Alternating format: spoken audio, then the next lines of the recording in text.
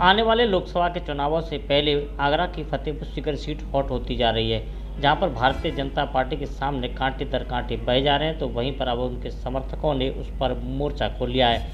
आपको बता दें कि विधायक बाबूलाल के पुत्र रामेश्वर चौधरी के द्वारा घोषित प्रत्याशी राजकुमार चाहर के खिलाफ जहां मोर्चा खोल रखा है, तो वहीं पर उन्होंने भाजपा को भी परेशान किया हुआ है। इसको लेकर के वो अपने समर्थकों के साथ में लगातार भाजपा द्वारा घोषित प्रत्याशी का विरोध कर रहे हैं। तो अब पूर्व मंत्री पुत्र ने भी विधायक पुत्र के खिलाफ मोर्चा खोल दिया है। डॉक्टर संजीव पाल सिंह है। मैं आरबीएस कॉलेज आगरा में कॉमर्स विभाग में एसोसिएट प्रोफेसर के पद पर कार्यरत हूं। भारतीय जनता पार्टी का कार्यकर्ता हूं और चौधरी उदयवान सिंह जी माननीय पूर्व मंत्री जी का पुत्र हूं। मैं आपके सामने आपके माध्यम से कुछ बिंदुओं पर प्रकाश डालना चाहता हूं, कुछ बिंदुओं पर बोलना चाहता हूं। 2024 के चुनाव में आप सब लोग देख रहे होंगे, भारतीय जनता पार्टी ने जिस व्यक्ति के परिवार को जिला पंचायत सदस्य, ब्लॉक प्रमुख, विधायक 2014 से 2019 तक सांसद बनाया, ऐसा व्यक्ति भाजपा के खिलाफ षड्यंत्र रचते हुए अपने पुत्र को चुनाव के मैदान में उतारने की बात लगातार कर रहा है और पर्दे के पीछे पूरे षड्यंत्र में स्वयं शामिल है। पुत्र के विरुद्ध, पुत्र के इस आचरण के विरुद्ध एक भी दिन उन्होंने कोई भी अपना वक्तव्य नहीं दिया और भीतर से एवं खुले रूप में भारतीय जनता पार्टी को हराने की बात कह रहे हैं। मैं आपके माध्यम से कहना चाहता हूं, ऐसे व्यक्ति को, आदरणीय श्रीमान बाबूलाल जी को, जो फतेहपुर सीकरी से विधायक हैं, उनको और उनके पुत्र को भारतीय जनता पार्टी से निष्कासित किया जाए। उनके विरुद्ध अनुशासनात्मक कार्रवाई भारतीय जनता पार्टी के द्वारा संपादित की जाए। जो हर चुनाव को स्वयं लड़ना चाहता है, पार्टी लाइन के विरुद्ध काम करता है, जिस भारतीय जनता पार्टी ने उनको उच्च पदों पर आसीन किया, उसी भारतीय जनता पार्टी को और उसके घोषित प्रत्याशी श्री राजकुमार चाहर, जो कि लोकसभा के प्रत्याशी के रूप में फतेहपुर सीकरी से चुनाव के मैदान में है, उनको हराने का काम करने का जो ऐलान कर रहे हैं, उनको और उनके समर्थकों को भारतीय जनता पार्टी से तत्काल निष्कासित करने की मांग करता हूं।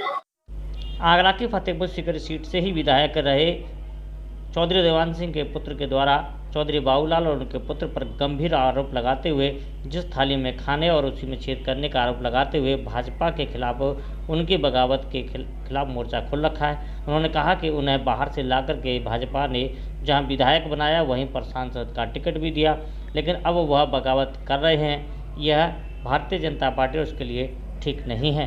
देखिए, अपना कार्यकर्ता कोई उपेक्षित नहीं है। मैं हूं या कोई भी अन्य व्यक्ति हो, जब भी कोई पार्टी व्यक्तिगत या पार्टी के रूप में चुनाव लड़ता है, तो वो ये चाहता है कि उसका जनाधार का फैलाव अधिक से अधिक होता जाए और वह दल और वह व्यक्ति अधिक से अधिक मतों से जीते। ये एक सामान्य प्रक्रिया है। जब भी कोई पार्टी चुनाव लड़ती है, तो अन्य दलों के लोगों का हम लोग स्वागत करते हैं। अन्य दलों के कार्यकर्ताओं को हम लोग अपने दल में अपने साथ जोड़ने का काम करते हैं। ऐसे ही तो भारतीय जनता पार्टी या कोई भी कार्यकर्ता या कोई भी प्रत्याशी विजय हासिल करता है। कोई विरोध प्रदर्शन नहीं है, चंद लोग हैं। अगर 500 से 600 लोगों को इकट्ठा करके अगर आप लोग विरोध प्रदर्शन कहते हैं, तो ये मेरी समझ से परे है।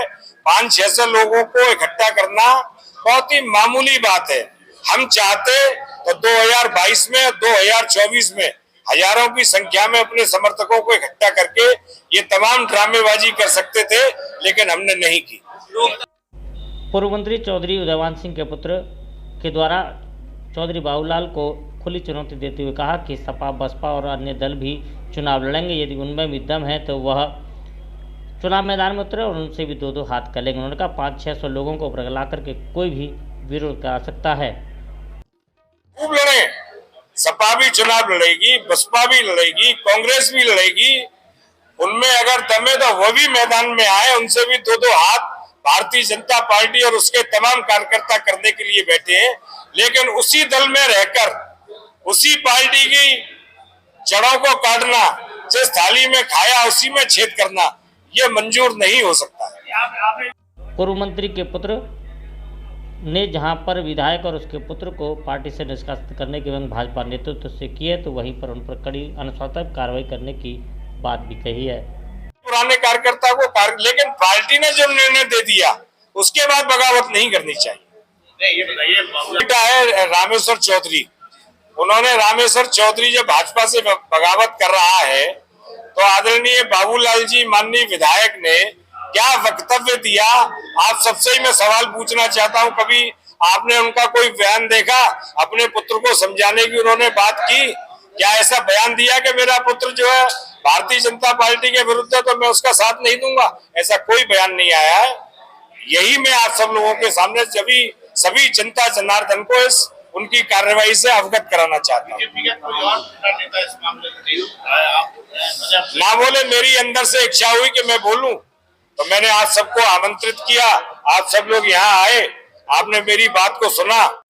भारतीय जनता पार्टी के ही 3 जाट नेताओं के वर्चस्व की जंग के बीच में फंसी आगरा की फतेहपुर सीकरी लोकसभा की सीट क्या भारतीय जनता पार्टी के पाले में पहुंच पाएगी, ये तो आने वाला भविष्य बताएगा। लेकिन राजनीति में कोई किसी का दोस्त और किसी का दुश्मन नहीं होता और समय के साथ में परिवर्तन होता रहता है। यही देखने वाली बात होगी कि अब 3 नेताओं के बीच में फंसी इस लड़ाई में विजय पताका किसकी होगी।